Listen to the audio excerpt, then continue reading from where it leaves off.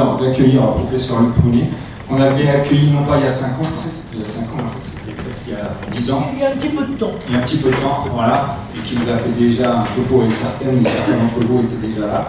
Donc il va nous parler un peu de tout ce qui concerne le management, les deux versions du management, si je peux me permettre comme ça, et pour voir un peu l'impact sur la santé. Et au final, ça recoupe également toute la problématique des facteurs psychosociaux, et que comme on forme, et comme on travaille également sur certaines études sur justement ces facteurs psychosociaux et les déterminants dans les organisations qui vont conditionner un peu ces facteurs psychosociaux. Les facteurs psychosociaux, c'est pas forcément négatif, hein, il y a des facteurs positifs. Et puis ces facteurs positifs, c'est ça qui est intéressant dans ce modèle-là, c'est que ces facteurs qui sont positifs peuvent également être négatifs parfois. Voilà.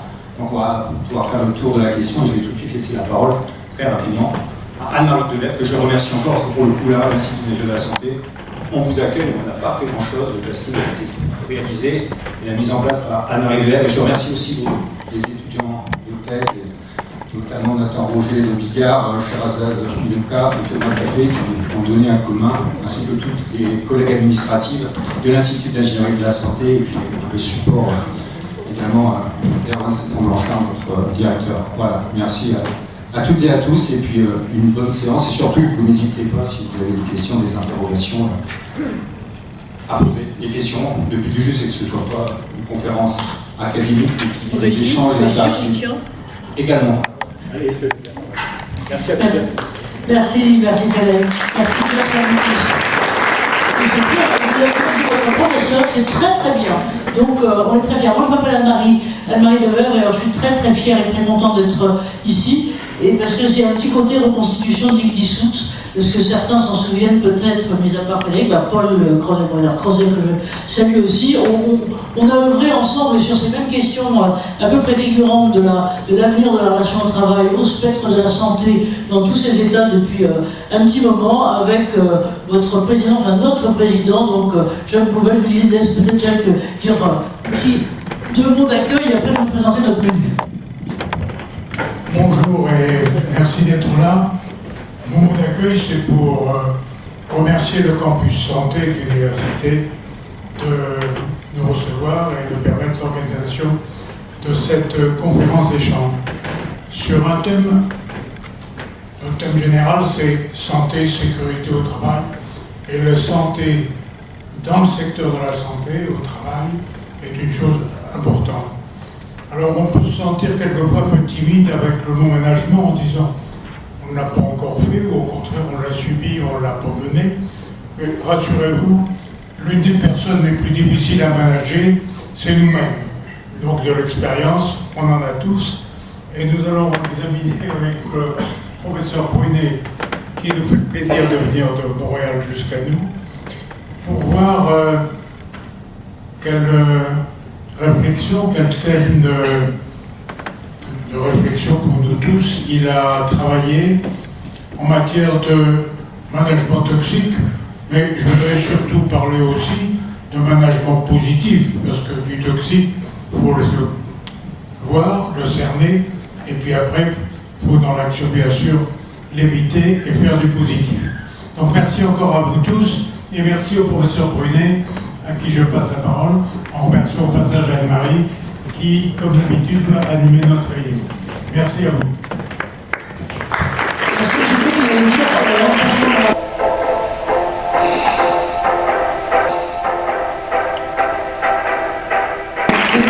qui va monopoliser la parole, mais j'essaierai de ne pas le faire, quand même. Donc voilà, bienvenue à vous pour ce thème management toxique, management positif. On l'a choisi avec à la fois le professeur Brunet et le professeur Tellier, ce thème, pour même si on sait qu'en ce moment il y a plein de soucis du côté du management, pour ne pas faire le management bashing, et on essaiera avec vous de ne pas être là, parce que je ne sais pas si vous vous souvenez, mais ces dernières années il y a eu des dérives comme ça, et on a commencé par taper plutôt sur le management intermédiaire, et donc c'était lui qui était la source de tous les mots entre ce duo qui donnait les grandes directives stratégiques et ceux des opérationnels. Et puis finalement, ça a gagné un peu toute la question du management, avec, je dirais, une certaine d'ailleurs difficulté à définir non seulement le management en soi-même, mais plutôt le terme management, donc le terme de manager. Donc voilà notre sujet. Ce que je voulais vous dire aussi, c'est que bien sûr, vous allez gratter des notes de façon tout à fait forcenée, mais pas forcément, parce qu'on aura, et merci à Jean-Loup d'être là, donc on aura à la fois la semaine prochaine le replay, et puis les supports et d'autres supports de ce qu'on va utiliser là. Donc c'est bien, effectivement, si vous avez envie de prendre des photos, mais pas forcément, c'est pas forcément utile. Voilà, donc si vous voulez bien, peut-être deux mots sur qui on est, parce que certains ne savent, d'autres pas du tout, et avec Frédéric Tellier et Paul, dans le temps, on a œuvré longtemps autour de ce cercle entreprise et santé, qui est quelque chose qui maintenant a presque 20 ans, puisqu'en fait on l'a monté avec mon président globalement fin 2006, à une époque, j'allais dire, où les enjeux de santé en tant que tels étaient dans les entreprises principalement, alors je ne parle pas bien sûr dans les milieux hospitaliers et autres, mais étaient, en ce qui concerne les salaires, pas si fréquents que ça. On était beaucoup sur les thèmes de sécurité, pas beaucoup sur les questions de santé, et donc c'est ce qui nous a amené à monter ce cercle qui est pas grand, mais qui est néanmoins tout à fait tonique. Et dès que vous voyez là, en fait, tout est, si on peut dire, dans le tiret entre santé et travail, c'est-à-dire sur les interactions et les relations mutuelles entre le monde de la santé, enfin le monde du travail et les différentes dimensions de la santé, avec aussi une première conviction qu'on avait quand on a en fait démarré, c'est que les gens avaient plus, enfin les gens, vous, moi, hein, tout le monde avait plus des matchs envie d'être saucissonnés, avec d'un côté il y a la santé au travail réglementairement, de l'autre côté la santé de ville dont s'occupe mon médecin de ville, et de ce côté-là, et donc très vite on s'est rendu compte de ça, c'est pour ça qu'on a monté globalement ce cercle. Et donc ce que vous voyez là, avec santé-travail, alors je ne sais pas si d'aucuns chez vous, ça ne doit pas du tout se pratiquer, parce que vous n'avez pas le droit de faire ça, d'utiliser l'IA générative, comme on dit, mais vous savez que l'un des trucs auxquels on reconnaît, je vais cafeter pardon, une copie ou un truc qui est sorti d'IA générative, c'est ce qu'on appelle le tiret quadratin. Et donc il paraît qu'il y a une inflation de tiret quadratin, c'est un tout petit peu plus grand que le trait d'union. Et c'est, paraît-il, l'un des trucs auxquels on arrive, on n'a qu'à faire ça, vous faites rechercher, vous faites dans les fonctions, et que là, si vous n'en trouvez plus de 5, vous êtes à peu près sûr que votre Gus, il a quelque part un tout petit peu piqué, non, enfin bref, il a regardé un texte issu de l'intelligence artificielle générative. Et nous, on aime bien ça, mais nous, c'est un semi-quadratin, donc on est semi-intelligent ou semi-artificiel, sur les relations entre santé et travail. Et donc voilà ce qu'on est, c'est une forme de tiers de vigilance, un tiers de prévenance, et on aime bien le terme de prévenance plutôt que de prévention, parce que sémantiquement, la prévention, anciennement, c'était avoir une prévention contre quelqu'un. Un prévenu était un quasi-accusé, et on sait bien que en sémantique, si certains d'entre vous sont sémanticiens, qu'il y a des termes qui ont des termes très très négatifs, ont du mal à s'en décoller après. Mais bon, voilà. Et on a en gros deux grands types d'activités. Tous les mois, notre club interne, on réunit, j'allais dire, une quinzaine d'entreprises aussi, les services interentreprises de santé au travail. Et côté hôpital, on a près de Paris l'hôpital Foch, on travaille aussi pas mal avec les HTL, donc les hospices civils de Lyon et d'autres, et puis d'autres, et ça c'est tous les mois, question prospective. Et puis, ce qu'on appelle aussi avec vous le rayonnement réseau, c'est ce qu'on fait, alors soit avec vous, d'autres écoles, c'est avec les SEC par exemple, avec le CLAM aussi à Paris, ou bien dans des grands barnums du genre de ceux que vous connaissez, après Ventica, ou dont on était déjà il y a quelques temps. Voilà donc qui on est, je continue comme ça, on n'a pas de zapette, hein. Bon, on n'a pas de zapette, c'est pas très grave. Je vous donne juste quelques thèmes, et je vous indique là les thèmes sur lesquels on est, parce que avec Frédéric Tellier, on médite de continuer, donc voilà en gros sur quoi on est. Globalement sur santé globale et travail, et notamment sur santé publique et travail. Et donc là on travaille par exemple pas mal avec quelqu'un qui a dit c'est complètement spécialisé là-dedans sur ces sujets, donc à voir bien sûr question de santé mentale et risques psychosociaux, avec les enjeux de management en étant plein dedans, je veux dire si je peux me permettre avec Luc là tout à l'heure, mais aussi par exemple sur les dimensions juridique, voire judiciaire, parce que vous savez sans doute que la jurisprudence a beaucoup évolué en France récemment de ce côté-là, et donc la responsabilité des employeurs, quels qu'ils soient, mais pas seulement des employeurs, des institutions et des cadres en eux-mêmes, peut être maintenant appelé de façon beaucoup plus importante qu'avant. Donc ça, on pourrait y revenir. Voilà. Santé des soignants, là aussi, on a travaillé pas mal là-dessus avec à la fois Santé Expo et puis un autre que vous voyez là qui est People for Health. Je ne sais pas si vous suivez ça. Maintenant, c'est en avril, une espèce de salon avec qui est pas mal non plus. Donc, vous les cite. Sur les femmes aussi, je voyais que l'une d'entre vous était beaucoup sur ces questions-là, donc non seulement en côté inverse, mais aussi sur la place des femmes. Là, c'est une question pour les gens qui sont ici au CHU. Est-ce que vous avez des représentants de donner des aides à la santé? Non. Vous regarderez ça, pas forcément tout de suite sur votre smartphone, mais ailleurs. Donner des aides à la santé, c'est une association qui a été montée à la fois avec des cadres de santé et des praticiens de santé, donc qui soit PUPH ou autre là-dessus, sur justement la question de la place des femmes. Pardon, messieurs, de faire un peu de féminisme, mais si on a souvent 75% de femmes, par exemple, comme médecins en tête, on a finalement pas tant que ça qui arrive à la tête c'est vrai que sans doute on est un peu moins bien quand même. Je dis qu'il faut que j'avance. Et donc je vous présente qui de droit. Donc, professeur Brunet, Luc Brunet, certains peut-être, en tout cas toi, voilà. Oh, mais alors en plus, la luminosité, en plus, c'est absolument génial. Voilà. Donc, on remercie Luc d'être là. Il vient de Montréal, l'université de Montréal. On correspond depuis longtemps. Nous, on ne dira pas depuis combien de temps on se connaît, mais ça fait un petit moment sur des questions justement d'audit social. Et nous étions rencontrés, nul n'est parfait, dans le Nord, mais en Belgique. Là, cette fois-ci, il y a déjà quelques années. Et Luc est spécialiste, bien sûr, des questions de alors, psychologie du travail et des organisations, mais plus particulièrement de milieu de soignants. Et donc, j'allais dire d'un certain côté, qui peut le plus, peut le moins. C'est-à-dire qu'il y a une telle pression, si on peut dire, sur les milieux de soignants que ils sont aussi bien représentatifs pour le reste. Donc, moi-même, je suis Anne-Marie Levert, et j'ai cofondé avec mon président que vous avez vu tout à l'heure, Jacques Gouvet, donc le cercle Entreprise et Santé. Et puis, le grand prêtre, là, sera Frédéric Tellier, Institut d'ingénierie de la santé.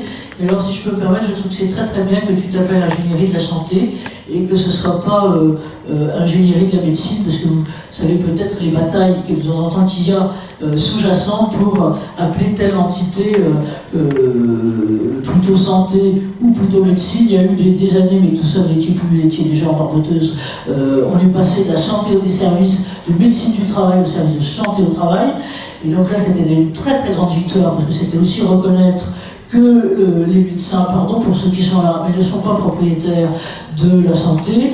Et pour vous rappeler, je ne sais pas si Paul tu te souviens, donc question ici même à Amiens, c'était dans un autre amphi, mais alors on était 3, et alors le hasard voulait qu'on était 3 filles en plus, et on n'avait pas de médecin à la table. Et les questions, c'était sur les enjeux judiciaires de la santé au travail. On avait la juge emblématique de l'amiante, je ne sais pas si vous voyez, c'est celle qui a mis tous les ministres en examen qui étaient là.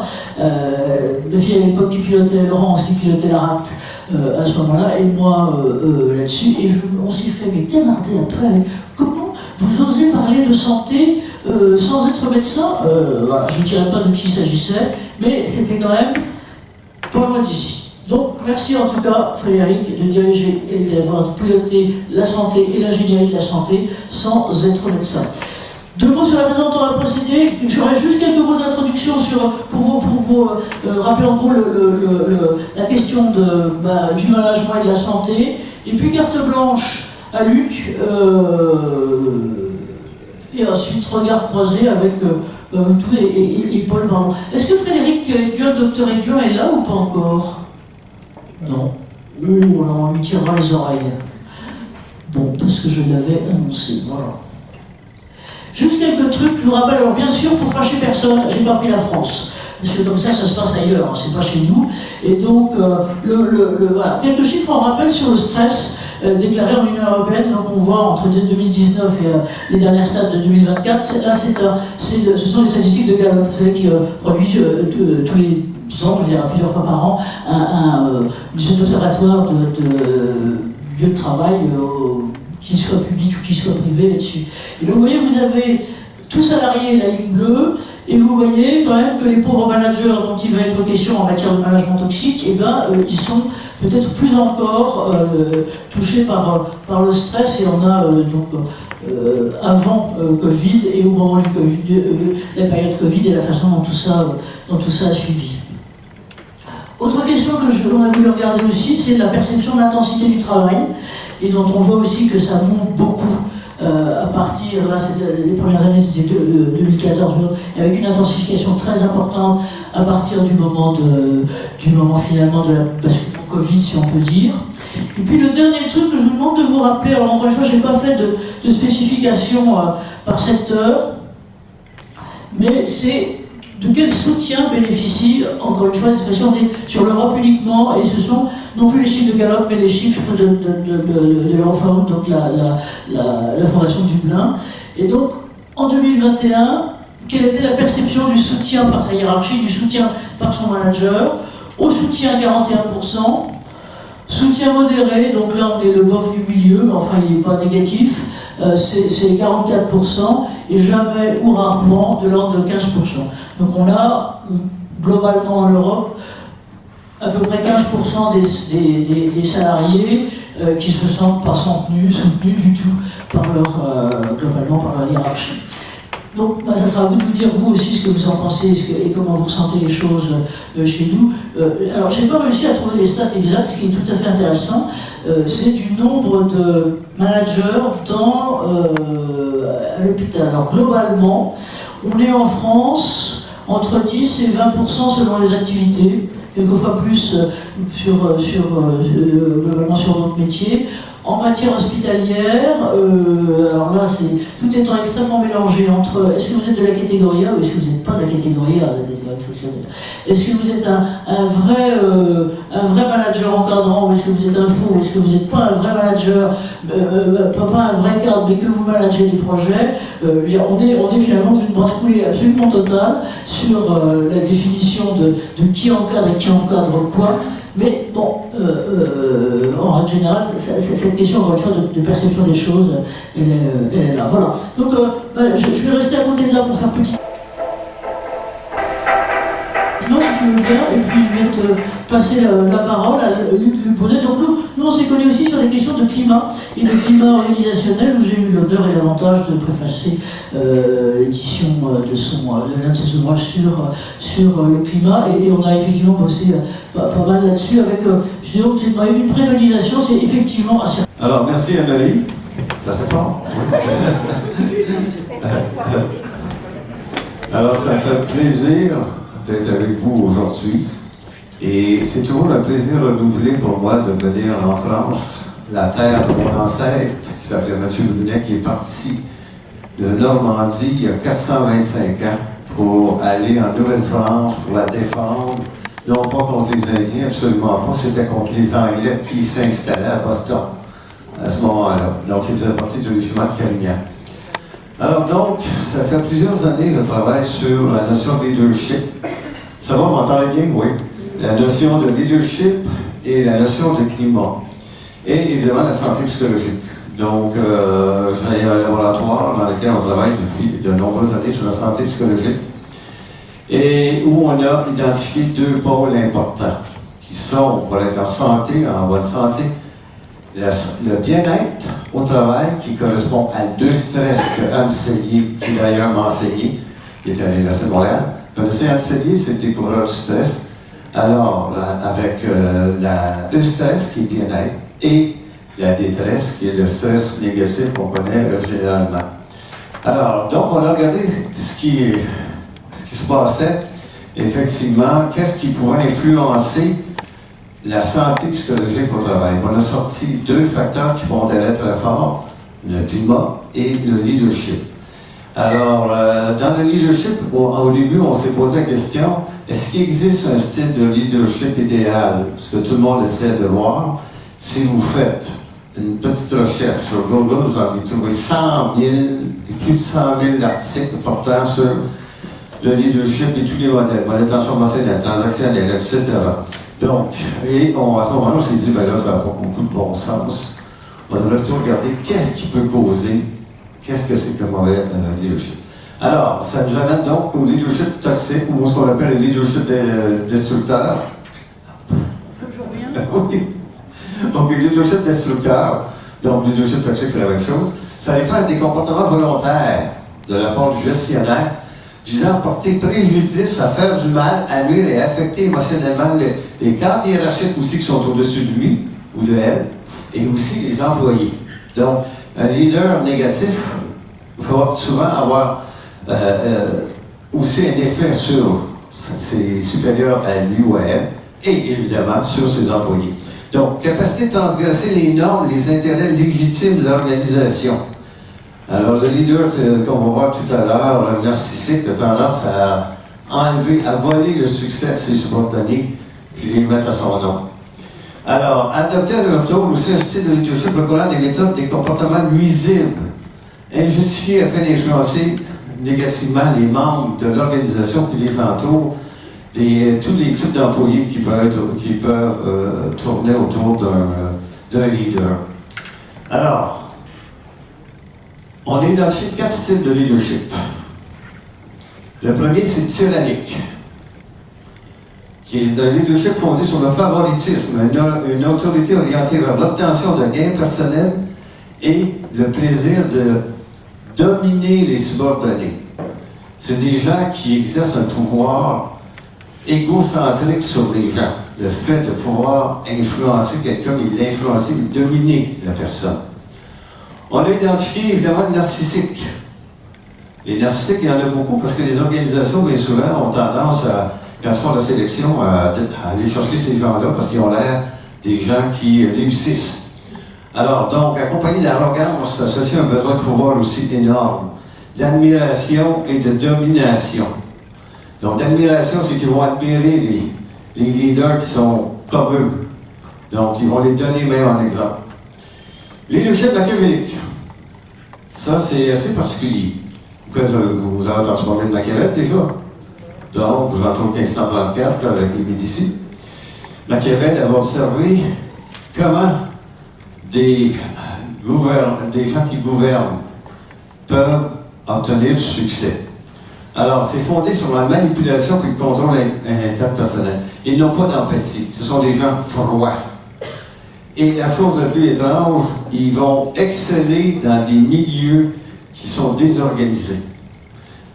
Et souvent, les organisations qui font du changement organisationnel font du développement. On va tendance à nommer ces gens-là la tête du changement parce qu'ils prennent l'environnement et ils le mettent à leurs mains, mais à leurs mains à eux, pas nécessairement à la main des subordonnés. Et un sur lequel on travaille présentement, qui souvent passe inaperçu, le leader laisser-faire. Le leader laisser-faire, c'est quelqu'un qui est en position d'autorité, mais qui ne l'exerce pas. On ne le voit jamais, il ne prend pas de décision. Quand ça ne va pas, c'est à la faute du subordonné. Parce que là, ça va. Ça, c'est l'individu qui, effectivement, se confond là, avec les murs. Et le laisser-faire rend les gens malades. Parce qu'il renvoie chez eux les responsabilités globales de décisions qu'il aurait dû prendre ou qu'elle aurait dû prendre cette personne-là. Alors, 2 facteurs considérés qu'on parlait tout à l'heure. Climat organisationnel malsain. Donc, on verra ce que c'est que le climat organisationnel. Et la santé psychologique faible. C'est-à-dire des gens qui ont pas nécessairement tout ce qu'il faut pour affronter les dangers, je dirais, du travail, les dangers de la réalité comme telle. Bon, le climat. Ça, le climat, là, c'est la perception que l'on a de la façon dont on est traité et géré. Il y a une partie inconsciente puis une partie consciente. Et le climat, on le perçoit, c'est très perceptuel dans tout. Avez-vous déjà remarqué en allant visiter un collègue ou une collègue dans une autre institution, ou même en allant dans un magasin, que vous avez souvent une impression qui vous vient tout de suite en tête, j'aimerais pas ça être ici, travailler ici, moi. On ne sait pas bien souvent qu'est-ce qui se passe, mais on n'aimerait pas ça être là. Qu'est-ce que ça vous dit déjà arrivé? Oui, non, on ne peut pas faire ça vraiment aller. OK, oui. Effectivement. Donc, c'est que c'est une perception consciente et inconsciente. Et on s'est aperçu que autant la couleur des murs, évidemment la propreté des lieux, que la façon dont les ordres, les consignes sont donnés, ça va influencer votre perception de ce milieu-là. Et le climat organisationnel dans une organisation, ça se détériore rapidement et ça se reconstruit lentement. Vous savez, c'est toute la notion qu'on retrouve là-dedans, c'est la confiance. Confiance dans l'autre, confiance dans l'organisation. Puis la confiance comme une allumette. Ça allume une fois. Alors regardez autour de vous si vous avez eu des amis avec lesquels vous avez perdu confiance en eux. Ça prend du temps pour que ça revienne, mais soit ça revient jamais. Alors, on a observé 6 styles de climat organisationnel. Les 3 premiers, c'est les plus mauvais. Nuisance, malveillance, nuisance, rigidité. Ce sont des climats dans lesquels on sent qu'il n'y a pas de justice dans le milieu. On sent que on n'est pas bien traité, on rit de nous, on nous juge mal.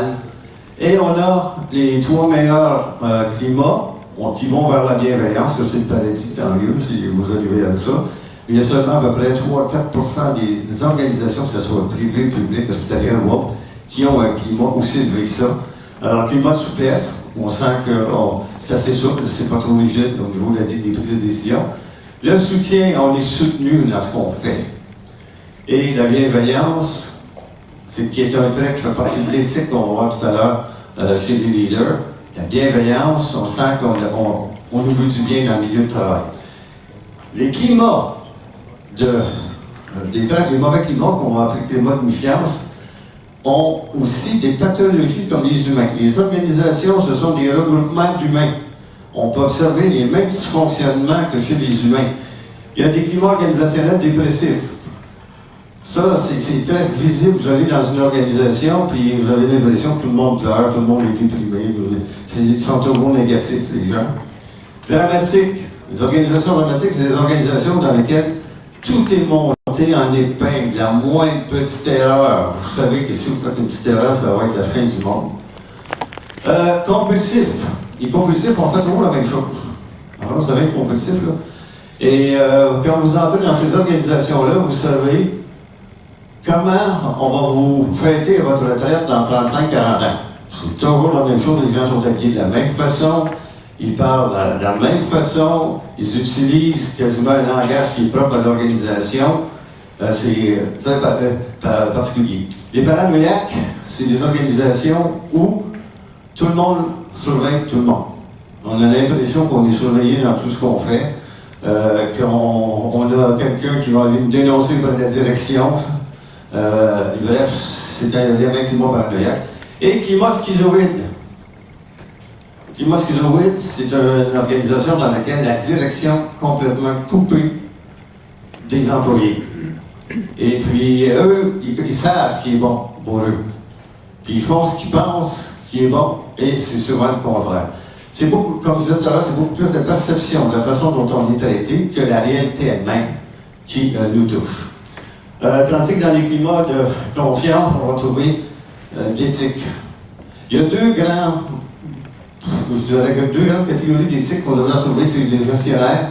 C'est la sollicitude face à ceux dont on a la responsabilité et la justice, les traiter, bien les traiter, bien discuter avec eux, discuter honnêtement avec eux. Bref, je passe rapidement là-dessus, mais ça meurt dans ce type de climat-là. Puis on a la créativité. On a observé que quand le climat est bon, on peut voir apparaître beaucoup de créativité chez les gens.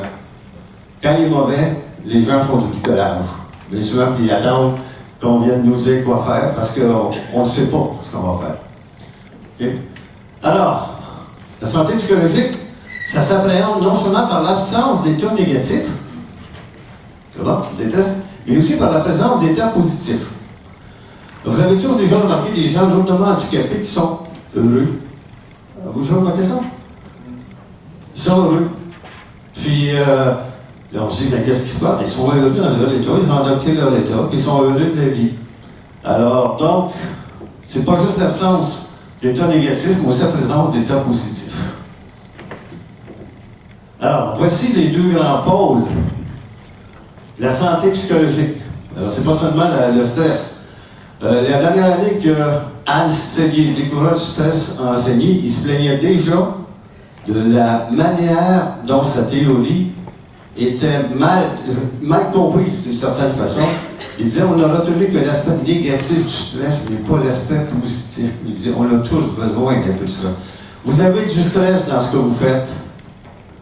Mais à partir du moment où vous retirez le bien-être, vous continuez à faire l'emploi.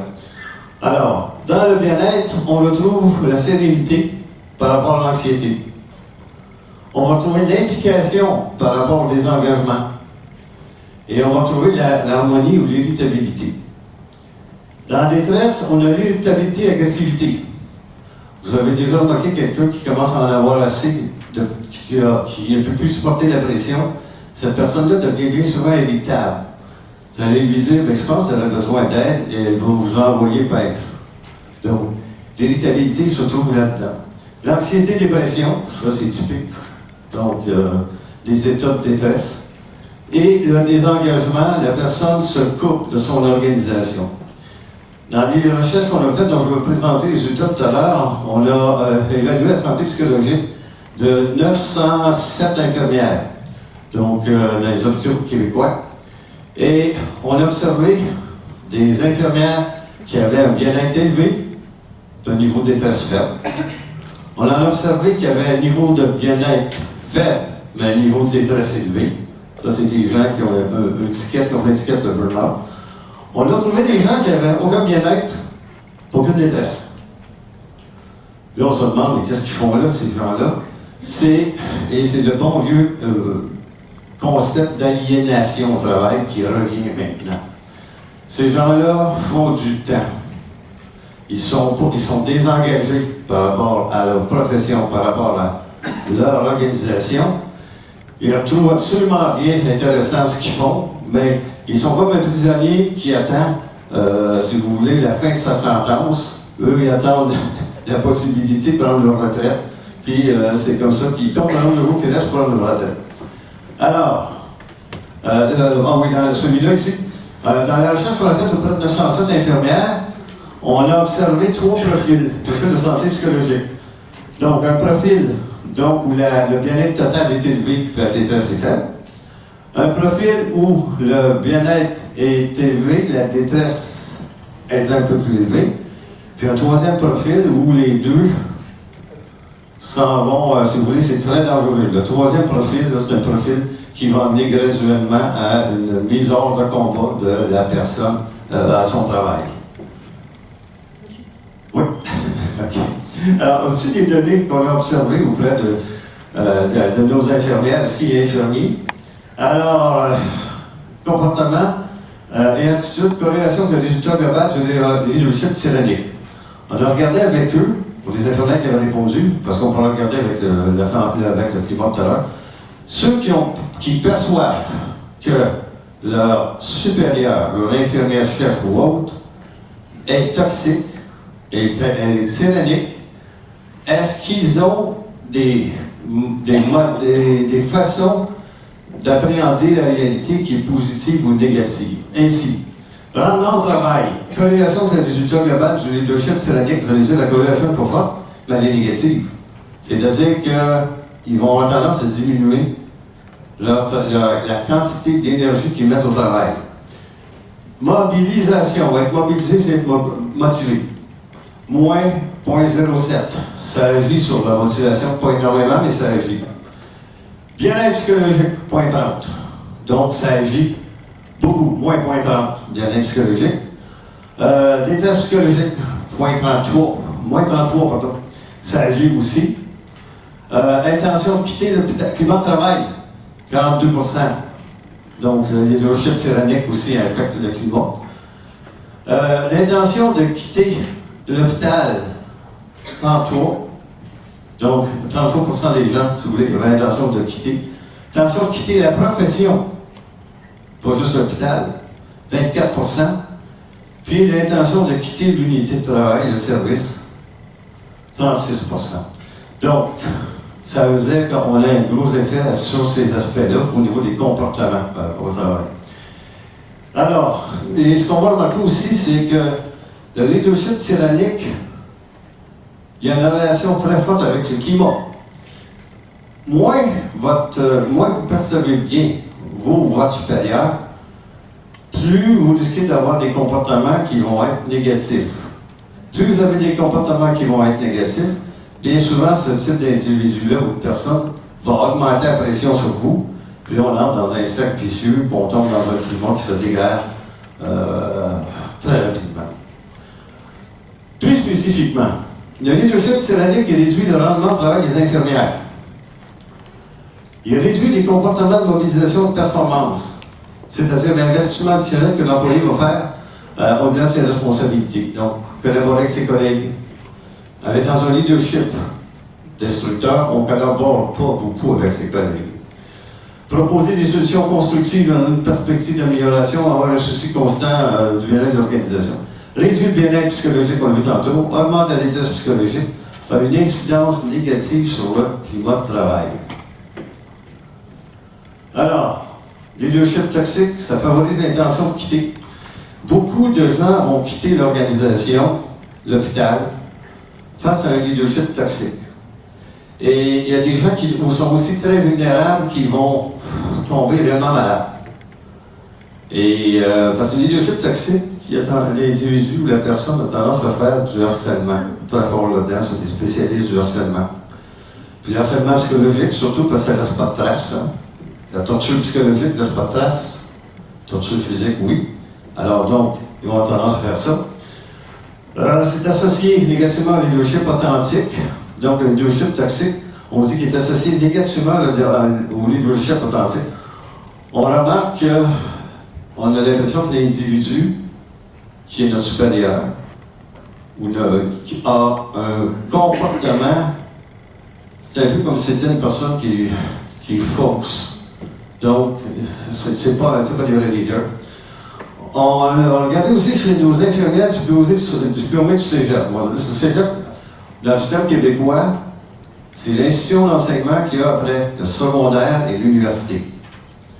Donc, il y a des infirmières qui peuvent être diplômées d'un niveau collégial. C'est le niveau collégial, si vous voulez. Puis il y a des infirmières qui peuvent être diplômées après au niveau universitaire. On a deux types d'infirmières. Les infirmières-chefs, généralement, ils les prennent au niveau universitaire. Alors, perçoivent davantage de leadership toxique chez leurs supérieurs hiérarchiques que les infirmières diplômées de l'université. On remarque que les individus toxiques comme leadership, quand ils sont face à des gens qui ont une certaine scolarité, plus de scolarité qu'eux, des fois, ils vont faire attention. Avec ceux qui en ont moins, bien, ils s'en donnent à cœur joie. Les infirmières qui supervisent le personnel aussi perçoivent davantage de leadership toxique chez leurs supérieurs hiérarchiques que les infirmières qui ne supervisent pas de personnel.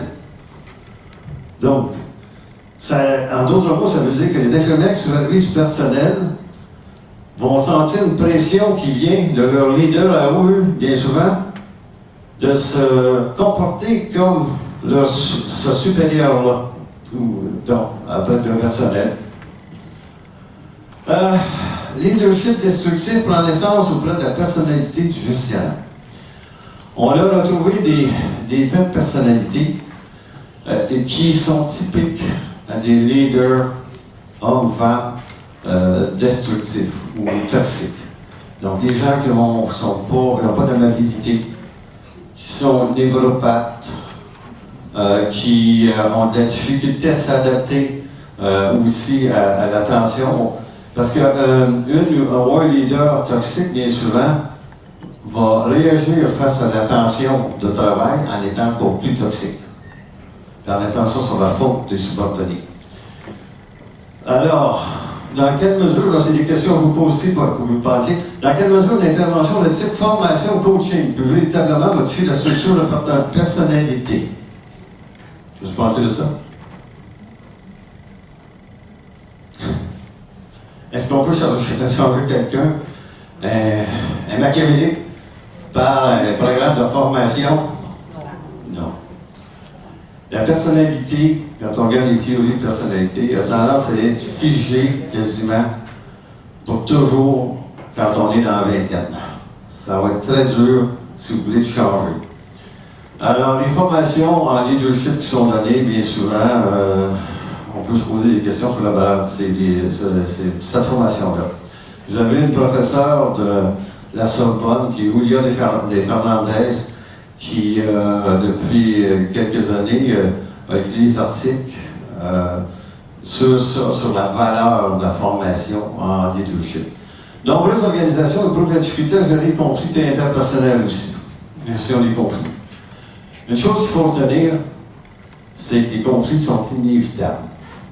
Ça, c'est un fait. Dans la vie, vous allez tous en avoir à un moment donné. Et la façon dont on regarde un conflit sert de point de départ au prochain.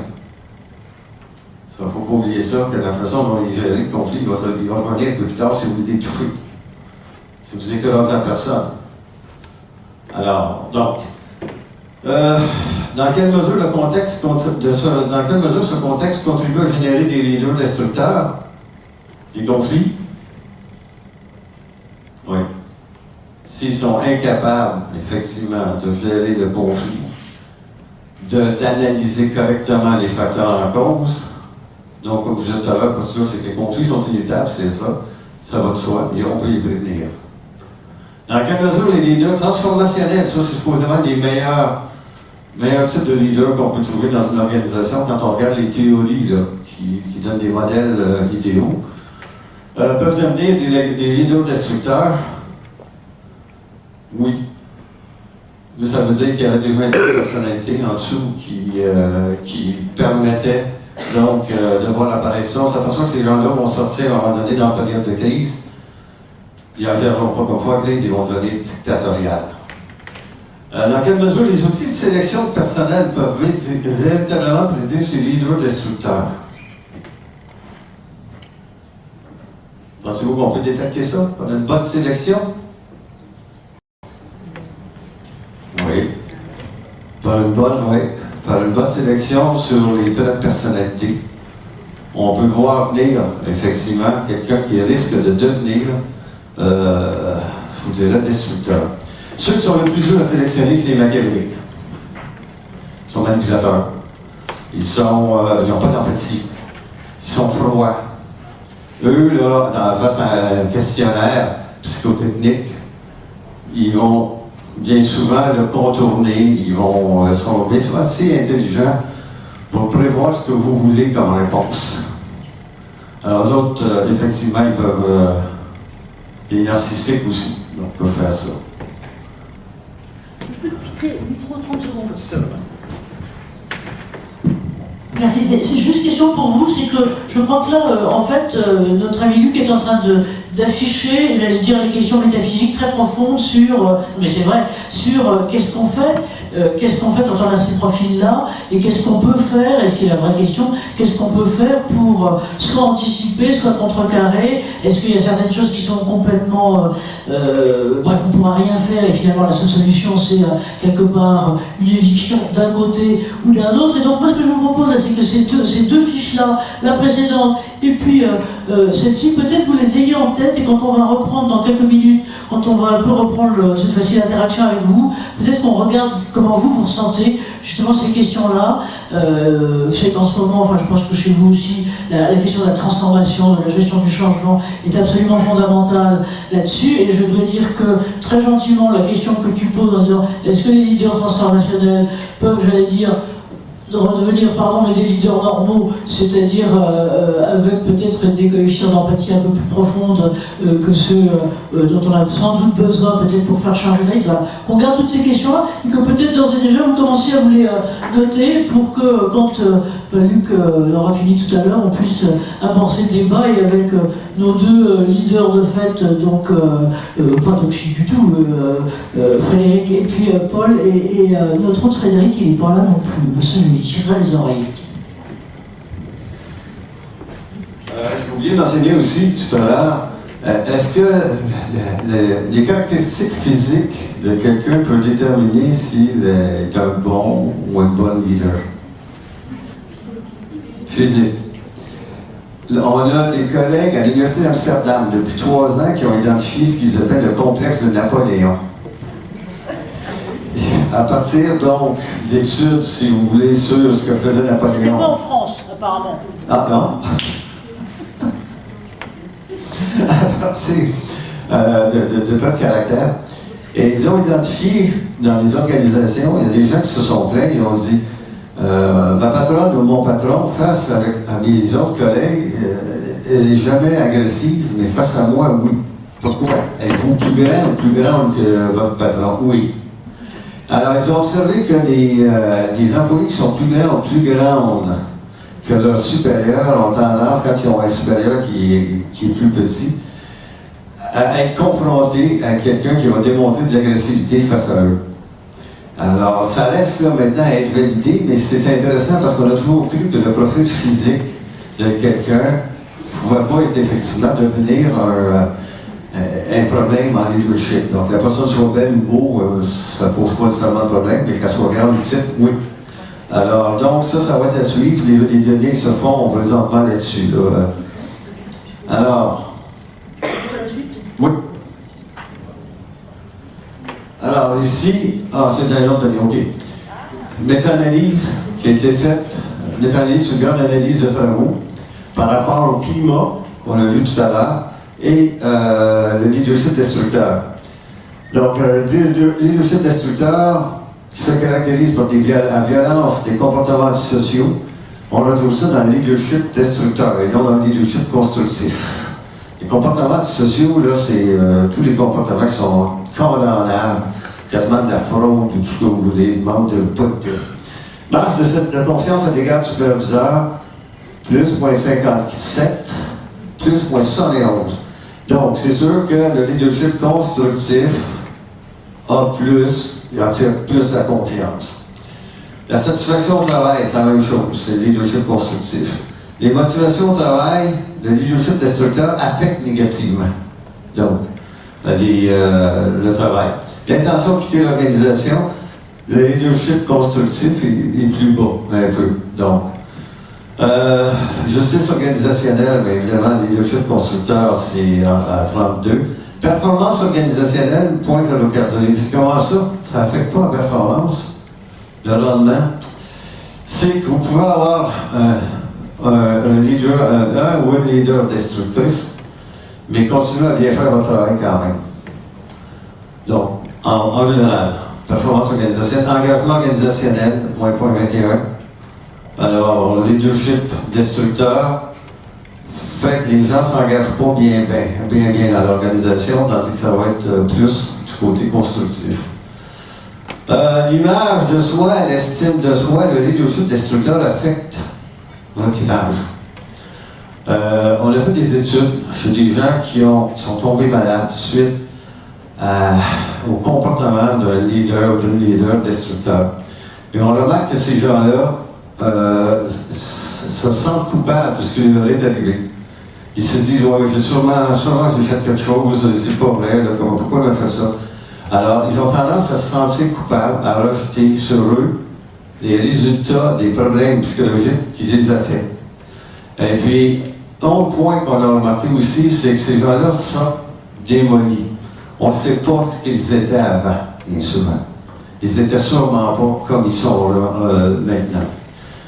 Stress au travail, bien évidemment, le destructeur augmente le stress. Bien-être au travail, moins 0,35, non. Tandis que le constructif, oui. Puis rendement individuel, ben, moins 0,20. Tandis que c'est 0,22 au niveau du constructif.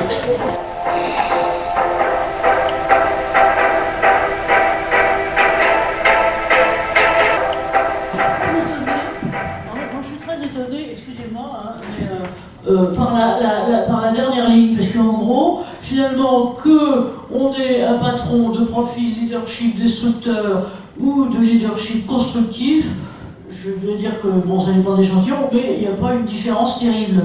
Donc, quelle conclusion faut-il en tirer, votre honneur?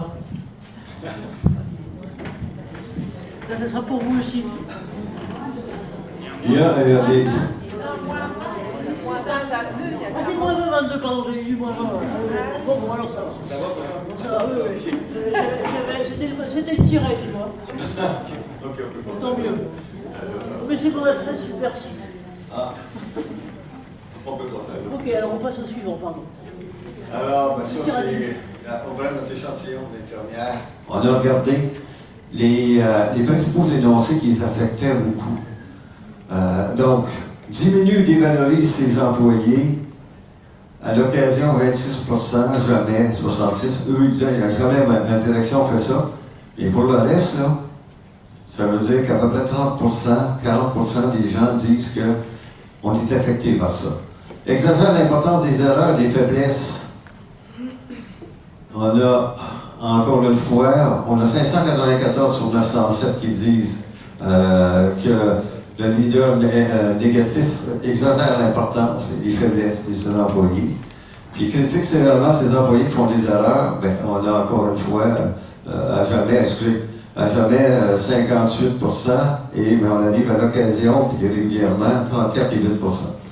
C'est très difficile d'avoir une réalité, bien souvent, quand on arrive dans le négatif comme ça, parce que c'est tabou. Quand on expérimente dans le milieu, on a de la misère, de la difficulté à expérimenter, souvent les entreprises ou des hôpitaux vont être d'accord. Quand on leur montre le questionnaire, ils disent ici, ça ne se passe pas comme ça. Ça se peut pas, ça n'existe pas. Alors, donc, probablement, ça arrive plus souvent, ces comportements-là, que ce qu'on a pu observer. C'est... 5 minutes et on passe aux questions? Oui, OK. Bon, on peut passer sur cela. On peut passer sur cela. Donc, c'est toute une question, oui. Mais il faudrait y en reste encore. Il en reste encore d'autres, là. Et voilà. Ah, OK. Je pensais qu'il y en avait d'autres. Bon, on passe aux questions. OK. Ça ne nous empêchera pas de revenir.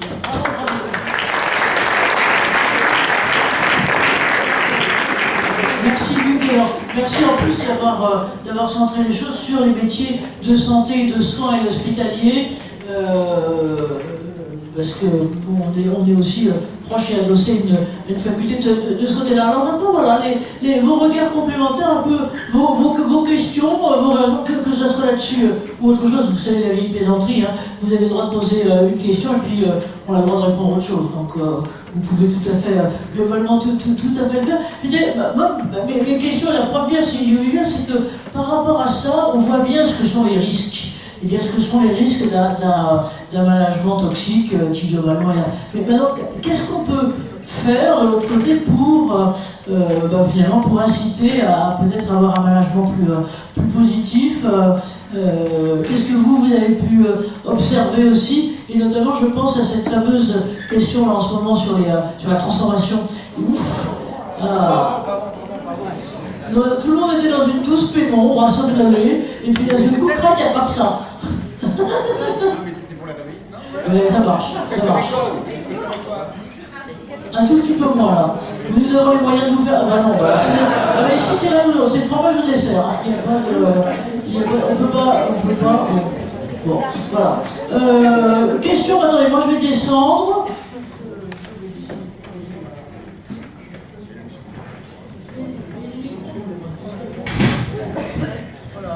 C'est là où en général on se fait un croche-patte. Et donc voilà, bon, la première question, Luc, c'est qu'on voit bien ce que tu as analysé et qui va beaucoup dans le sens du management toxique, des risques des différents leaderships des structures. A contrario, et notamment dans l'univers hospitalier que tu connais, comment tu vois, à la limite, aux différentes échelons, puisque c'est toujours finalement le management dit intermédiaire qui en prend un peu, comment est-ce qu'on fait, comment est-ce qu'on peut faire, comment est-ce qu'on détecte? Parce que je veux bien aussi, là, pour vous aussi, les questions, c'est deux choses. C'est à la fois du côté RH, comment est-ce qu'on fait pour identifier ça, peut-être l'utiliser quand c'est nécessaire, et après, éventuellement, qu'est-ce qu'on en fait? Est-ce que la seule solution, c'est la porte? C'est en gros ce que l'une des questions que tu fais. Ou qu'est-ce qu'on peut faire par le coaching? Un peu vos réactions à vous de ce que vous observez, ou les questions que vous vous posez. Et puis, à toi déjà le micro sur la première réponse, comment est-ce qu'on peut positiver? Qui a envie de prendre la parole? Pour que je sache où promener mon micro après. Je vais passer rapidement sur les différents types de leadership destructeur, non, parce qu'on avait peu de temps. Le pire que vous pouvez rencontrer dans votre milieu de travail, c'est le psychopathe. Le psychopathe, 4% des gestionnaires sont psychopathes contre 1% dans la réalité. C'est 4% parce qu'ils aiment le pouvoir, qu'ils aiment grimper dans la hiérarchie. Ce sont des gens qui sont menteurs. Ils inventent des réalités puis ils tiennent loyalement. C'est des gens qui n'ont aucun savoir-vivre. Alors, ils peuvent vous démolir très facilement. C'est des gens dont ils ne sont jamais responsables, jamais leur faute. Pour la faute de l'autre. Alors, si vous comment je dis ça, non? Si vous les côtoyez et si vous avez tendance à les prendre en défaut, vous serez toujours perdant. Ces gens-là, réellement, là, et on appelle ça des sous-cliniques. Ils ne vous tireront pas du jour au lendemain avec un fusil. Alors, comparativement aux psychopathes cliniques, parce que c'est ça, il y a plus de chances de rencontrer un psychopathe dans la vie qu'à l'hôpital ou en prison. Ça, on en a plein. Et surtout, dans les grandes institutions, on en avoir de ces gens-là. Puis les comportements, ça fait partie des énoncés qu'on a vus tantôt, là. Manque de respect, manque de soutien, toujours vous blâmer. Même, ils vont vous blâmer pour ce qu'ils pensent, que vous pensez, je ne sais pas si vous comprenez, là. Je pense que tu as eu ça par rapport à moi, cette pensée-là. Ben non. Alors, donc, c'est une déformation, c'est mythomane, déformation de la réalité. Donc, il y a d'autres. J'ai juste des questions pour vous. Oui, alors attendez, il faut que je vous apporte le micro. Et il faudra, pardon, que vous parliez assez fort, sinon c'est moi qui me ferai engueuler. Tu tires dessus, voilà, tu tires dessus. Est-ce que vous pouvez être gentil de venir, excusez-moi, parce que j'ai un fil qui est moyennement long. J'ai pas le bras assez long. Bon alors, allons-y debout, et puis on va essayer debout. Je peux pas vous l'apporter, je suis désolé. On vous écoute comme ça, allez-y. Oui, donc entreprise Bigard, avec ce cours. Ouais. Non, j'ai une question. Je voudrais savoir si les leaders qui sont apparentés toxiques peuvent avoir conscience de l'être, et du coup faire sciemment mal ou manager de manière négative, ou est-ce que ça peut être une façon d'être en réaction à certaines choses? Qu'est-ce que vous pensez de ça? Est-ce qu'on peut ranger les gens dans des catégories ou est-ce que c'est très... Est-ce que c'est mutable? Est-ce que c'est changeable? Est-ce que c'est positivable? Ou est-ce que c'est un trait de personnalité profond, si on peut dire? C'est un peu ça votre question? Et aussi, surtout, est-ce qu'il y a vraiment une volonté de nuire? En fait, on peut avoir un management toxique sans le vouloir. Est-ce que ça peut être ça aussi? Est-ce que ça peut être finalement conjoncturel aussi?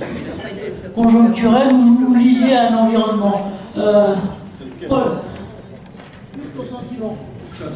C'est que c'est fait partie de traits de caractère. On peut changer des comportements, mais on ne change pas personne. Puis ça revient tôt ou tard. Donc, un mode de fonctionnement. Est-ce qu'on peut y former? Les résultats démontrent que non. Le coaching, il faudrait les envoyer en psychothérapie pendant une couple d'années, même ça. C'est des gens qui ont des traits de caractère, qui sont comme ça. Est-ce qu'ils s'en rendent compte? Non, pas nécessairement, parce que c'est pas eux qui sont coupables, c'est pas eux qui sont... c'est ça qui a eu le problème. C'est vous qui avez le problème. Alors ça, c'est toujours ça avec ces gens-là. Quand on discute avec eux, c'est jamais de leur faute. Ou ils ont été mal compris. Ça, ils peuvent vous sortir ça. À un moment donné, ils ont peut-être été trop loin dans des jurons qui ont crié après vous ou quoi que ce soit. Mais là, non, on m'avait mal compris. C'est pas ça que je voulais dire.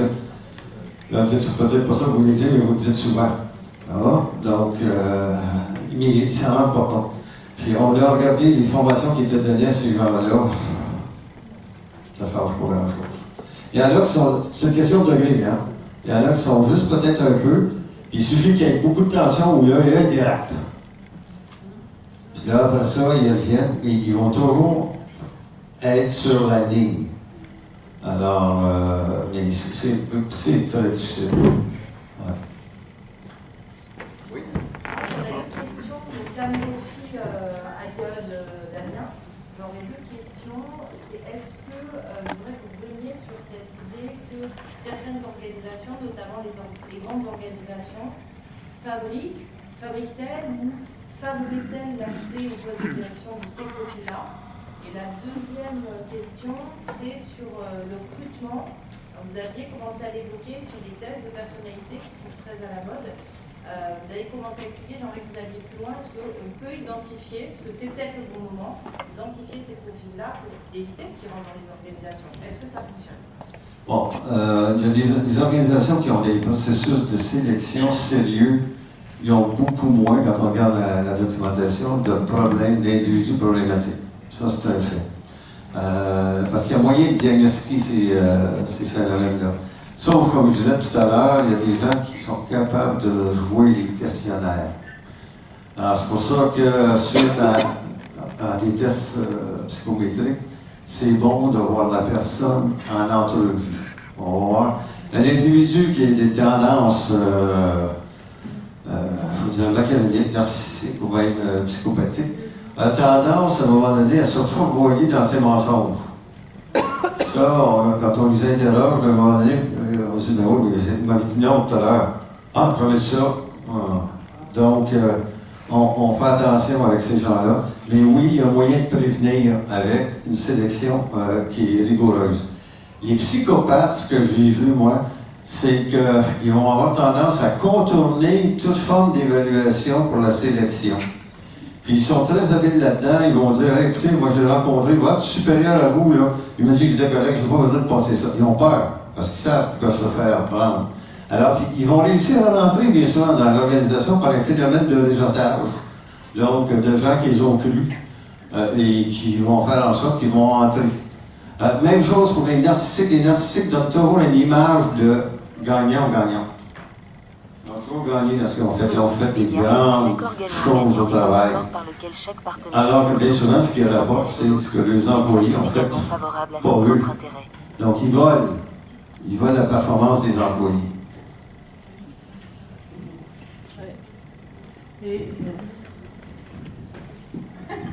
Moi, ce qui me frappe, c'est pas quelqu'un là-haut. Allez-y, c'est vous qui avez priorité. Donc, allez-y, vous parlez fort.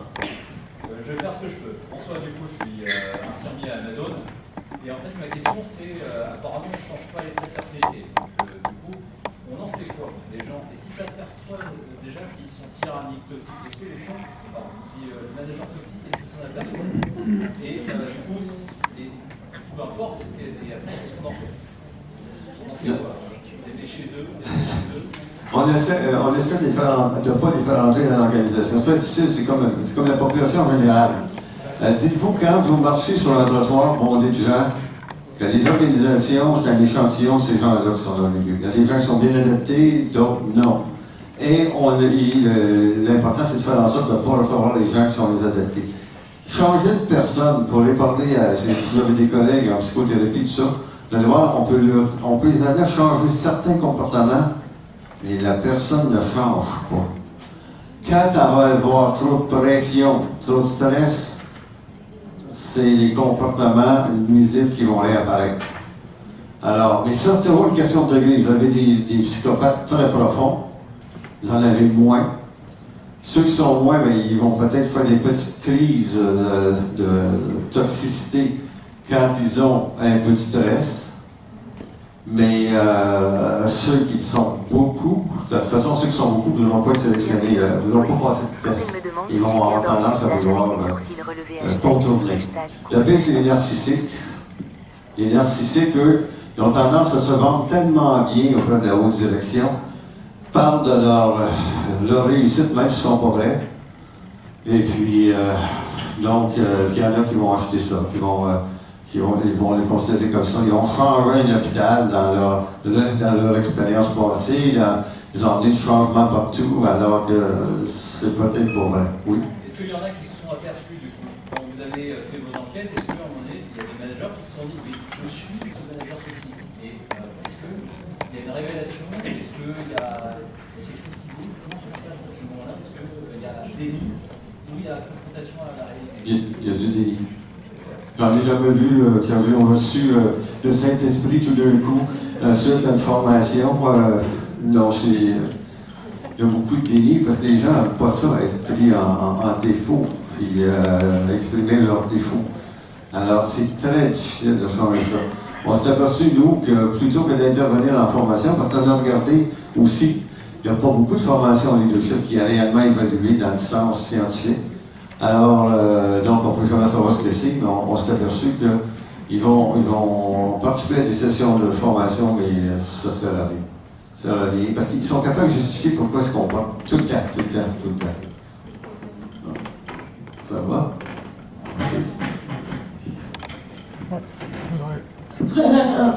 Mon président, les présidents, ça a toujours raison. Le droit au micro, par principe. Luc, je me pose une question qui est de savoir si le management dépend de la hiérarchie, des patrons, si on peut, mais ne dépend pas aussi des équipes. C'est-à-dire que vous avez le management tyrannique, vous avez des managements toxiques de différents types, et vous avez aussi le bon management, et de même, vous avez des bonnes équipes ou des mauvaises équipes. Vous avez une équipe dont on dit, ça, ce sont des bandits, ça, ce sont des lions, ça, ce sont des moutons. Il y a un caractère général qui se crée dans l'équipe. Est-ce qu'il n'y a pas une analyse aussi d'interférence entre les deux questions, la question des positions du management et la question des positionnements des équipes, avec les deux qui peuvent s'adapter? Le problème essentiel étant le problème du manager de l'équipe de football. Il y a une équipe de football, elle a ses caractéristiques et on lui met un entraîneur. L'entraîneur, le bon entraîneur pour avoir une bonne équipe, c'est une conjonction des qualités ou des défauts des deux. Donc, un appel à question sur le rôle de l'autre versant du côté des équipes. Et de la relation entre j'aimerais bien avoir vos opinions, là, vous voyez là-dessus, entre entraîneur et le capitaine de l'équipe. Comment ça se passe? Ton opinion, et puis vous, si vous voulez bien, j'ai bien envie d'avoir vos réactions aussi les uns les autres. Okay. Vas-y, Luc. Donc, première chose, avant de passer au niveau personnel, du personnel, je dirais que les gestionnaires, les administrateurs dans une organisation, comme disait Michel Crozier, c'est comme des lapins qui se produisent entre eux. Ils ont tendance à embaucher des gens qui sont comme eux. Maintenant, ce que le personnel peut amener effectivement des comportements comme ça, s'il y avait des comportements chez les gestionnaires qui deviennent du leadership toxique, c'est que ces gens-là avaient en eux déjà des traits de personnalité qui étaient près de ça. Ça me fait penser, bon, on connaît le hockey au Québec et au Canada. Quand une équipe perd, on se dit, on va changer le coach. Ben, quand même, l'équipe, ils n'ont pas changé les employés à la place. Certains cas. Donc, alors, si effectivement on a un gestionnaire qui devient toxique parce qu'il y a une mauvaise équipe, ben, il y avait probablement en lui ou en elle des traits de toxicité qui sont sortis. Alors, c'est quelque chose, c'est compliqué. Effectivement, regardez ça, oui.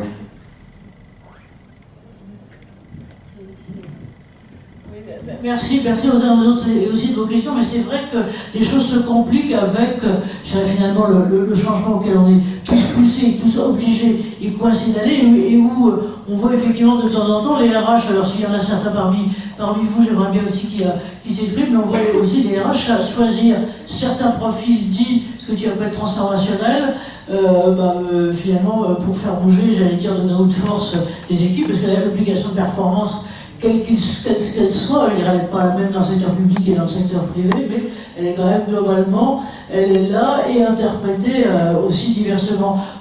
Paul, tu veux bien donner un peu ton opinion là-dessus? Pardon de t'interpeller direct, et puis après Frédéric, je vois le temps qui tourne et peut-être que voilà. Tu veux le micro? Tu veux venir le prendre là? C'est plus, si je peux me permettre, le micro, c'est plus pratique après pour nous, parce que sinon on a du mal à les capter. Il y aura le replay la semaine prochaine. Hein. Merci Paul.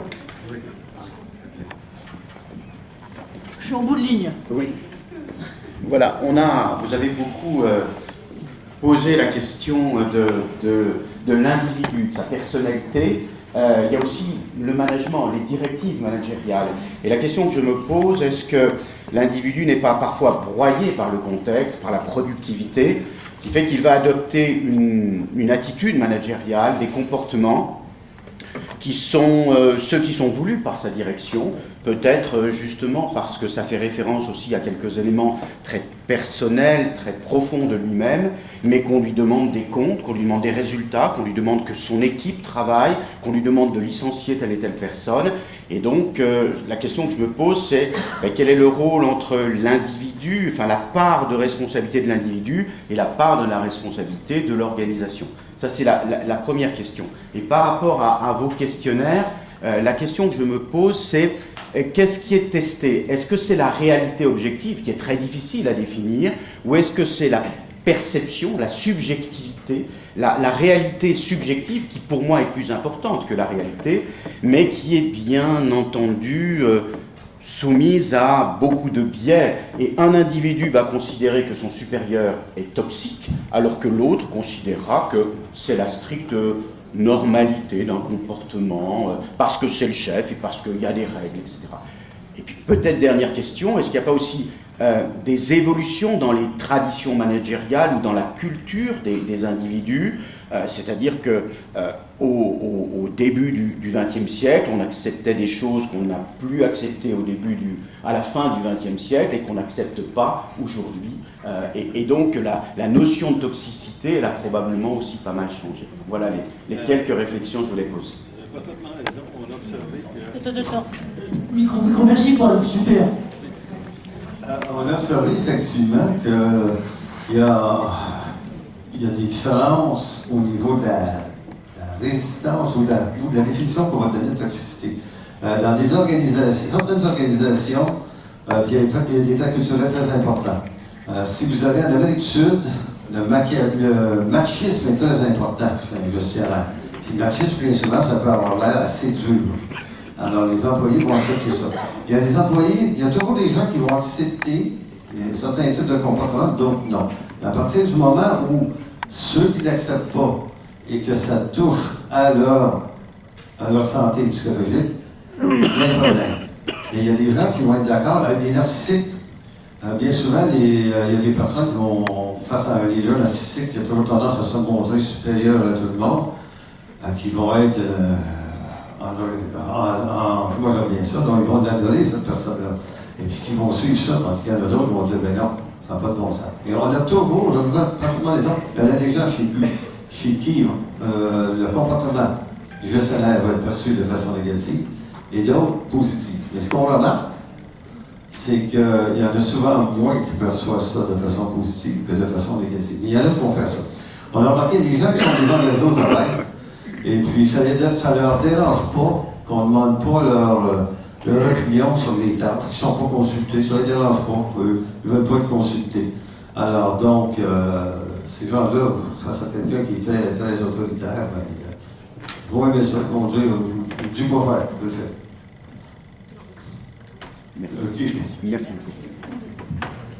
Merci Paul, parce que c'est vraiment la question, une des questions de fond, c'est cette question de la perception et des évolutions sociétales. Alors il y a un point qu'on n'a pas abordé, mais que j'aimerais bien un jour, Frédéric, qu'on reprenne là-dessus. On avait justement avec Luc et d'autres des conférences là-dessus, c'est l'évolution juridique et judiciaire et toute l'évolution de la jurisprudence de ce côté-là, qui est en train d'évoluer, mais de façon à la vitesse absolument grand V. Juste deux mots là-dessus, autour notamment de la notion de harcèlement.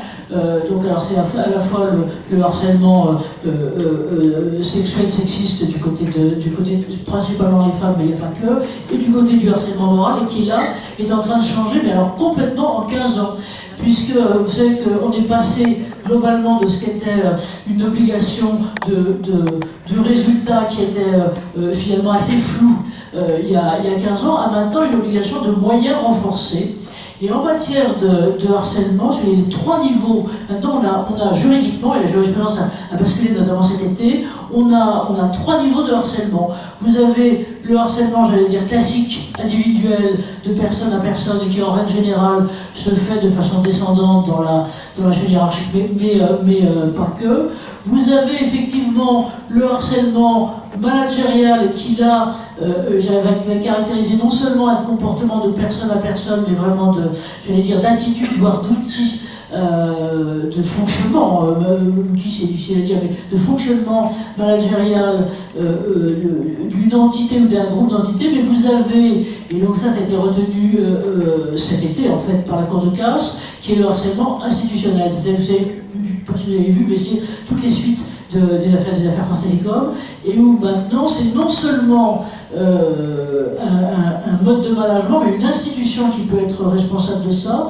Et à la différence, si je peux me permettre, de ce que disait Luc, cette fois-ci où on était sur dire les comportements personnels ou les attitudes de personnes et de managers, et où là, la grande différence, c'est que le harcèlement peut être reconnu même s'il n'est pas volontaire.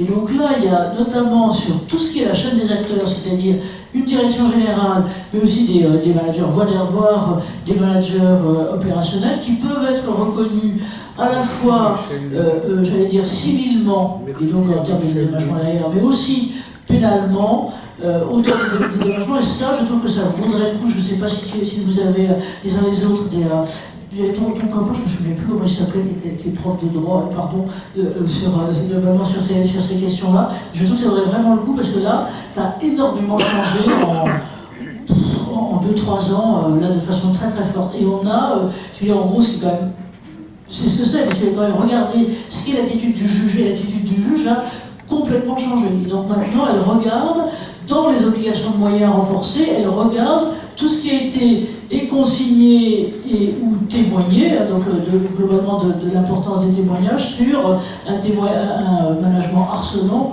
ou un management, j'allais dire, positif. Et ça, ça a changé récemment, et donc la jurisprudence va être à suivre de façon très importante, et on est là complètement dans ce que disait, toujours de façon très diplomate, à quelques années de distance, je te reconnais bien là, ce que disait Paul de Souza, c'est que l'ambiance, le contexte culturel et le contexte sociétal globalement a changé, et qui fait qu'on est plus ou moins impliqué là maintenant. Peut-être, là, je sens qu'ils ont tous envie plus ou moins de se tailler, à moins que vous ayez encore des questions, là, réactions. Non, donc c'est à toi. Et puis tu me donnes 2 minutes à la fin sur les prochaines étapes sur lesquelles j'aimerais bien éventuellement votre avis et surtout votre idée de suivi. Merci. Une question peut-être. Merci beaucoup. Alors, c'est vrai que Paul, juste avant, parlait de la perception. La perception, elle est extrêmement importante. Et là, elle est documentée scientifiquement, c'est-à-dire c'est pas une discussion de comptoir. Et moi, ce que j'ai beaucoup apprécié dans votre présentation, là, je trouve qu'il y a tous les étudiants, il y a des preuves scientifiques, il faut rester toujours sur ça, parce que sinon, là c'est Pierre, c'est Paul qui annonce certaines données ou une perception individuelle qui au final ne correspondrait pas à l'état actuel des connaissances. Et ça, je trouve que c'est important. Deuxième point, moi j'ai le sentiment et j'ai l'impression que c'est multifactoriel et que certaines personnalités vont pouvoir, donc existent et qu'elles pourront s'exprimer dans certaines organisations, ce sera peut-être moins vrai dans d'autres systèmes, et qu'il y a aussi une question de culture, parce qu'entre la culture managériale nippone, la culture managériale scandinave, la culture anglo-saxonne ou européenne, on n'a pas non plus les mêmes critères de valorisation du manager. Et ça doit aussi, à mon avis, interférer avec la possibilité ou non qu'un manager, selon la personnalité qu'il a, de pouvoir exercer son management toxique. Et moi, je voudrais juste vous poser en fait une question, c'est quel est le pourcentage, est-ce qu'on a une idée du pourcentage de leadership toxique? Est-ce qu'il y a des données sur ça en fonction des organisations? Parce que vous avez parlé du stress et du soutien, et qu'il n'y avait que 15% des managers qui étaient perçus comme soutenants, mais ça va plus loin que ça, là, parce que là, c'est du leadership toxique. Et la dernière question vraiment sur ça, c'est quelles sont les clés et quel est le pouvoir d'agir d'un employé qui subirait un leadership toxique? Il fait quoi avec ça? Déjà, je pense que si on lui explique, s'il peut l'analyser, en tout cas s'il peut conscientiser quelque part, ça lui donne des éléments de connaissance, mais après, il en fait quoi? Et Selye, qui était notre père à tous sur la gestion du stress, disait que le stress, c'est quoi? C'est le syndrome général d'adaptation. Il y a deux réponses, hein, dont une qui peut être intéressante de mon point de vue, c'est soit il y a la fight réponse, c'est le combat, soit c'est la flight réponse, c'est fuir. Et je pense qu'avec certains leaderships, on ne va pas avoir, de mon point de vue, dans des contextes de conflit personnel, la seule solution, c'est de fuir ou de limiter tout contact avec ce genre de personnes.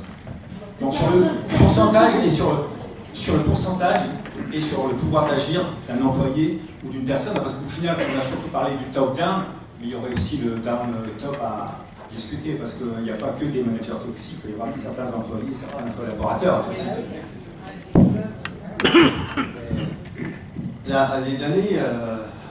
Les données de recherche disent que ça peut aller jusqu'à 37% dans les organisations d'avoir du leadership toxique. 37%. Oui, ok, 37%. Bon, dans la recherche qu'on a faite, nous, le secteur hospitalier, on est à 21% de leaders toxiques. Donc, c'est quand même pas mal.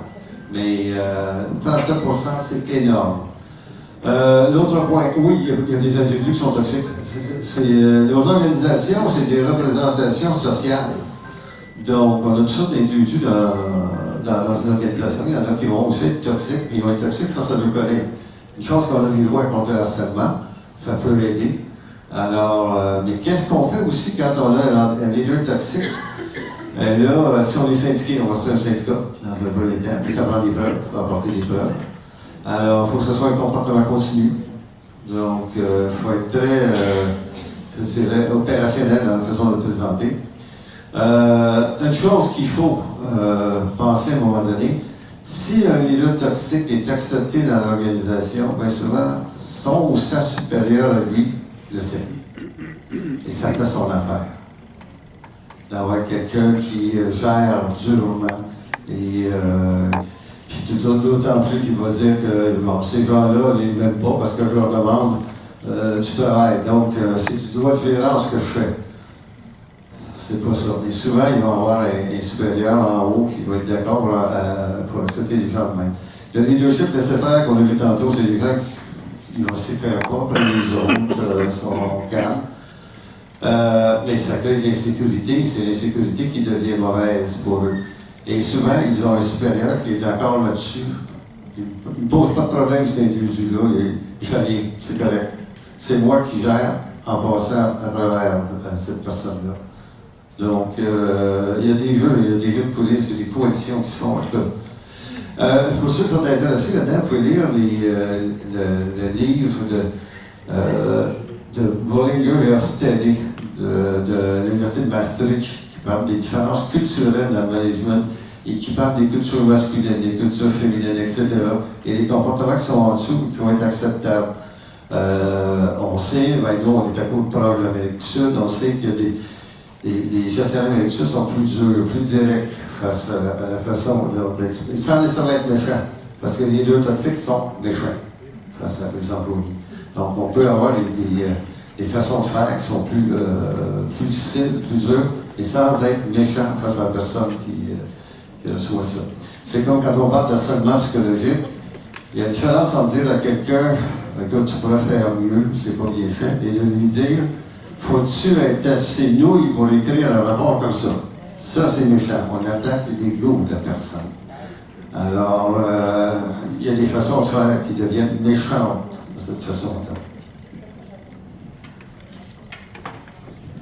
Merci Luc et merci à vous tous. Et c'est vrai que moi j'aimerais bien qu'on continue à se revoir aussi parce que les pressions sur le management, qui soit de proximité générale, peut-être moins encore que l'autre, sont en train de s'intensifier avec, vous savez, tout le débat sur l'utilisation ou pas de l'intelligence artificielle. Est-ce que je préfère être dirigé par une IA, voire quand on est impatient dans un...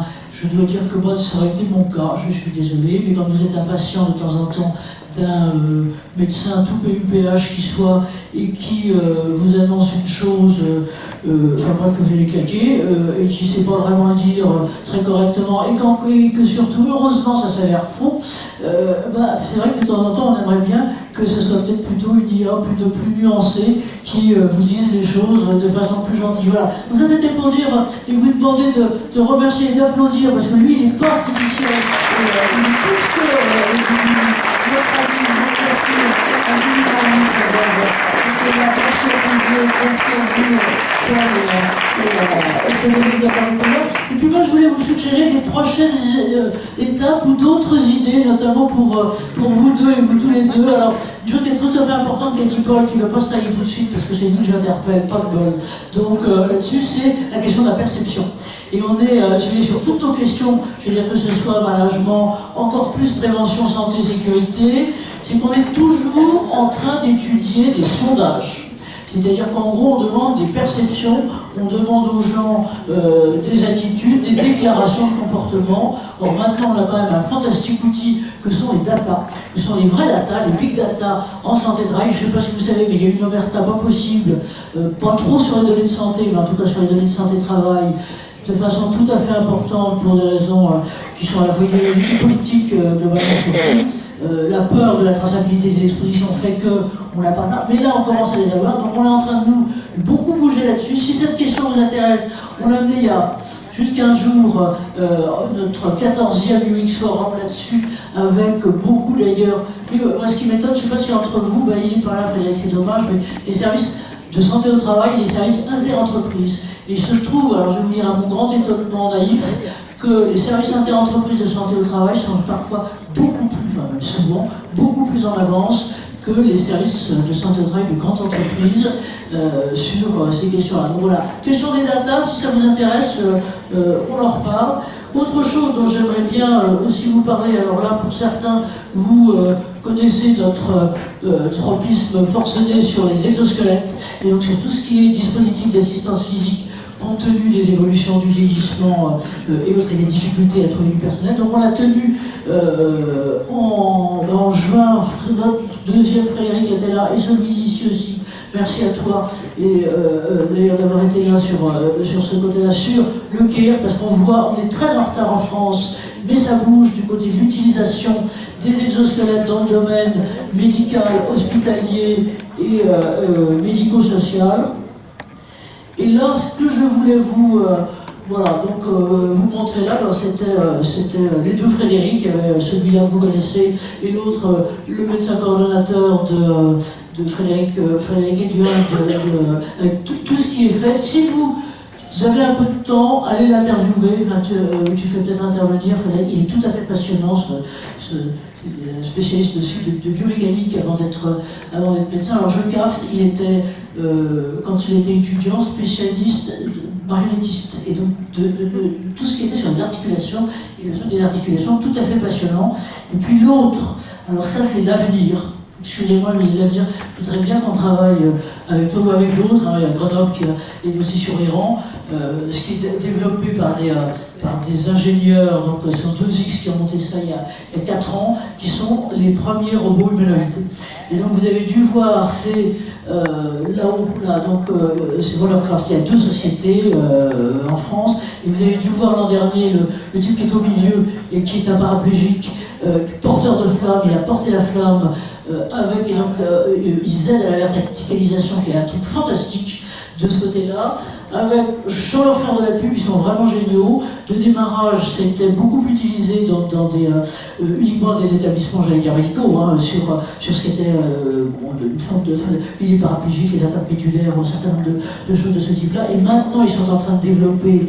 Alors, heureusement, pardon de dire une chose pareille, mais heureusement qu'il y a les Américains, parce que les sociétés d'assurance américaines financent, ce qu'on n'a encore jamais fait en France, financent des exosquelettes personnels, c'est-à-dire non seulement ils ont ça, il faut être dans un cadre hospitalier, mais en plus vous pouvez l'avoir chez vous, et vous avez un reportage avec un type, alors je veux dire, qui se promène dans Paris avec son propre exosquelette, et maintenant ils sont sur l'autre truc, je ne sais pas si vous le voyez là tout à fait bien, et qui sont les robots humanoïdes, et c'est-à-dire en gros, il y a 3 sociétés dans le monde qui font ça. Il y en a une française, donc Rollercraft, il y en a un autre aux États-Unis, et il y en a un en Corée, sans doute en Chine, mais en Chine on ne sait pas très bien ce qui se passe.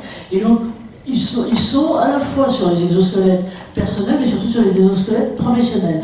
Avant, c'était que de la robotique compliquée, pas de mouvement de torsion possible et autres. Et donc là, il s'appelle Calvin, celui-là. Le Calvin, il vient de sortir, puisqu'il a été conçu en mai.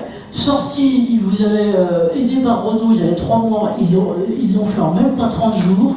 Et le truc, voilà. Et donc ça, c'est le truc d'après, c'est-à-dire vraiment pour soulager complètement l'environnement et l'environnement de travail. Donc si un jour vous avez envie de travailler là-dessus, je te les amène, ils sont tout le temps à New York et ailleurs, ils sont absolument géniaux, ces 3 garçons qui sont là. Comme toujours sur les aventures personnelles, je pense que si on vous interviewait et que vous êtes tombé dans la santé, on vous demanderait pourquoi, c'est souvent pour les questions perso, moi aussi d'ailleurs, mais eux, de façon très pragmatique, les 2 fondateurs on les montre comme ça, ils ont je peux être technicien super, mais les 2 avaient l'un un frère, l'autre un fils, avec l'un paraplégique, l'autre atteinte médulaire, ils ont monté ça pour ça. Et c'est une société, vous avez dû la voir citée un peu partout, qui est complètement en ascension. Ils ont fait des levées de fonds tout à fait importantes et ils ont vraiment des gens très bien.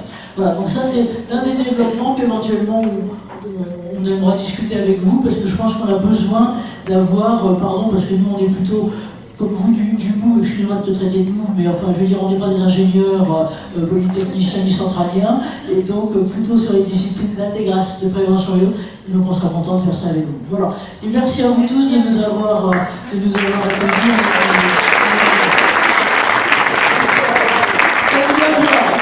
Il y a un point de l'autre côté, c'est ça? Ouais.